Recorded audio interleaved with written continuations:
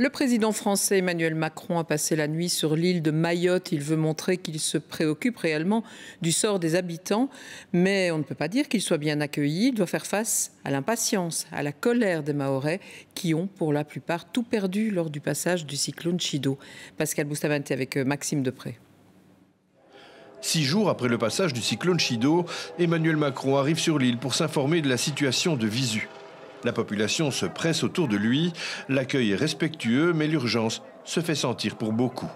On le vit, on l'a vécu, on le vit là, et malheureusement, 7 jours après, tout ce qui est pourri traîne sur les routes.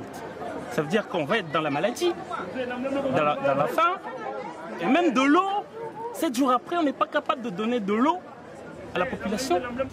L'ampleur de la dévastation est impressionnante. Sur l'île, tout vient à manquer. L'eau, les denrées alimentaires, même l'essence est en pénurie.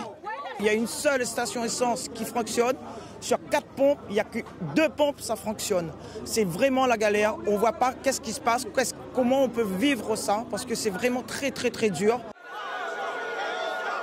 Le soir venu, lors d'une rencontre avec les Mahoraises et les Mahorais, la colère vient aussi à s'exprimer.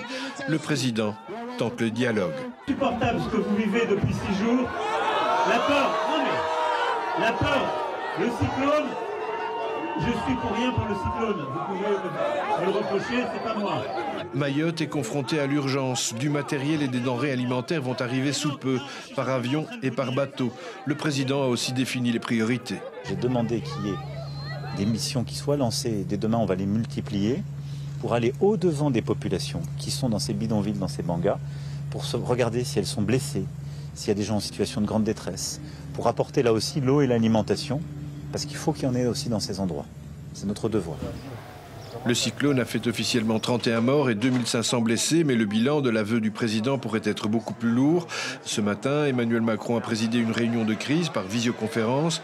Ce lundi, une journée de deuil national en solidarité avec Mayotte a été décrétée sur tout le territoire français.